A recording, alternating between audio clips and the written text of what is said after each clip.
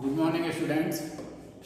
आज हम 10th class में आपको सब्जेक्ट बायोलॉजी में हेरिडिटी और इवोल्यूशन जो चैप्टर चल रहा था, जिसमें हमने आपको मेंडल्स लॉ बताए थे, सेक्स डिटर्मिनेशन बताया था, वेरिएशंस की सिचुएशंस कंडीशंस बताई थी। ठीक है, इसी क्रम में आज हम आपको एक तो क्लासिफिकेशन, होमोलोगस, एनालोगस ऑर्गन्स और फॉसिल्स के बारे में बताएंगे। क्लासिफिकेशन क्या होता है? कैरेक्टर के आधार पर जीवों को अलग अलग ग्रुपों में डिवाइड करना क्लासिफिकेशन कहलाता है, अलग अलग कैरेक्टरों के लक्षण के आधार पर। ठीक है, classification in the arrangement of organism into A series of group based on physical behaviour and anatomically और रिलेशनशिप। तो इन कैरेक्टरों के आधार पर इसको क्या है, जीवों को अलग अलग ग्रुप में डिवाइड करना क्लासिफिकेशन का अलग कहलाता है। ज़रूरत क्यों होती है इसकी क्लासिफिकेशन करने की? पहचान करने के लिए, जीवों की आइडेंटिफिकेशन करने के लिए। इसमें क्या है क्लासिफिकेशन? ठीक है, evolutionary relationship with classification. If two species have more common characteristics, दो स्पीसीज के अगर कॉमन कैरेक्टरिस्टिक्स होते हैं, they can more closely related, तो वो आपस में दोनों बहुत क्लोजली रिलेटेड होंगे। They more clear and species and more nearest they have common ancestor, they have common ancestor. तो इनके कॉमन एंसेस्टर भी कैसे होंगे? कॉमन। जब लक्षण समान है तो इनके पूर्वज भी कैसे होंगे? समान होंगे। For example, a brother and a sister are closely related. कैसे होते हैं? Closely related and they have a common ancestor. एक ही माता पिता के हैं तो उनके कॉमन एंसेस्टर होंगे। ठीक है, ये तो ये होगा। होमोलोगस ऑर्गन्स क्या होते हैं? ये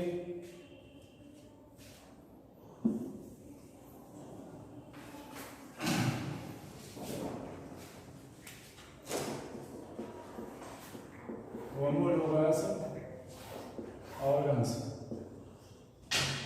ऐसे ऑर्गन्स होते हैं जो ऑरिजिनल और स्ट्रक्चर में सेम होते हैं, उत्पत्ति संरचना में समान होते हैं, फंक्शन उनके क्या होते हैं? डिफरेंट होते हैं, फंक्शन डिफरेंट होते हैं। जैसे देखिए, limbs of human, for limbs of human, dog, cat, etc, horse, etc. इनके फॉर्म्स की स्ट्रक्चर और ऑरिजिन क्या है? सेम है। फंक्शन कैसे हैं? डिफरेंट। सेम कैसे है ऑरिजिन स्ट्रक्चर? सब में इस तरह की हड्डियां होती हैं। ठीक है, पैरों में सबके तमाम हड्डियां होती हैं। ठीक है, ये तो कॉमन उत्पत्ति समान होती है इनकी, लेकिन फंक्शन क्या है? डिफरेंट है।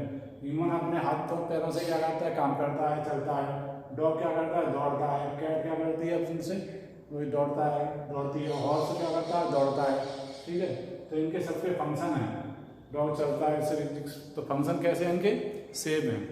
फंक्शन इनके ये होमोलोगस ऑर्गन में फंक्शन डिफरेंट है। ठीक है, for limbs of human, dog, cat, structure और ऑरिजिन सेम, फंक्शन कैसे? डिफरेंट है। इसलिए इनको कहा गया होमोलोगस ऑर्गन। होमोलोगस ऑर्गन में ऑरिजिन एंड स्ट्रक्चर सेम होते हैं, फंक्शन कैसे होते हैं? डिफरेंट होते हैं। इनको डाइवर्जेंट इवोल्यूशन भी बोलते हैं। इस कंडीशन को डाइवर्जेंट इवोल्यूशन भी बोलते हैं। एनालोगस ऑर्गन देखिए,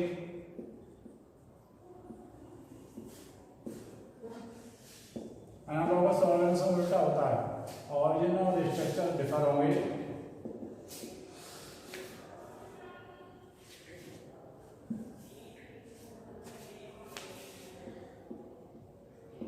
origin and structure,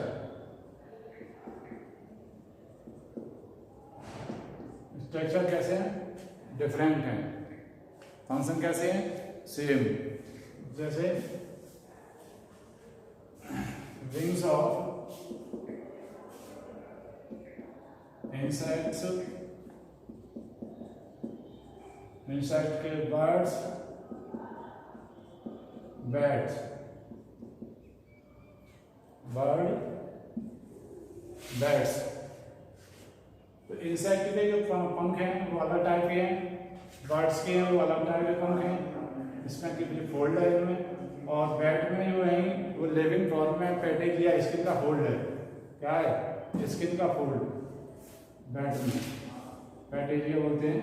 skin fold है। तीनों की उत्पत्ति संरचना अलग अलग है, फंक्शन सेम है। तीनों क्या करते हैं, फ्लाइंग करते हैं,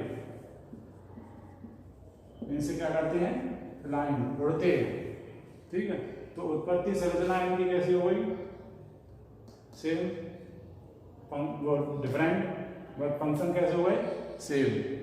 होमोलोगस में क्या होता है, ऑरिजिन और स्ट्रक्चर कैसे होते हैं, सेम होते हैं, फंक्शन डिफरेंट होते हैं, डाइवर्जेंट इवोल्यूशन बोलते हैं। यहाँ पर ऑरिजिन और स्ट्रक्चर क्या है, डिफर है, फंक्शन सेम है, कन्वर्जेंट इवोल्यूशन बोलते हैं, ये कन्वर्ट हुए। ठीक है, ये एनालॉगस ऑर्गन बोल। तो होमोलोगस के जस्ट अपोजिट होते हैं एनालॉगस ऑर्गन। ठीक, अब इसके बाद देखिए फॉसिल्स। फॉसिल्स क्या होते हैं, रिमेन्स पार्ट होते हैं, रिमेन्स पार्ट ऑफ या प्रिजर्व ट्रेसेस और reserve remains of living organism, its geological past. ठीक है, they are all the preserve traces और remain of living organism of geological past. जीवों के जो खुदाई में अवशेष प्राप्त होते हैं उनको हम फॉसिल्स कहते हैं। कुछ फॉसिल्स के एग्जाम्पल हैं ये, एक है ट्री ट्रंक एमोनाइट, ट्राइलोबाइट्स, ये भी एक वो है trilobites.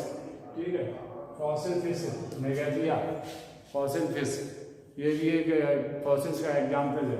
Fossil dinosaurs, school, dinosaur का स्कल जो है फॉसिल्स के रूप में है।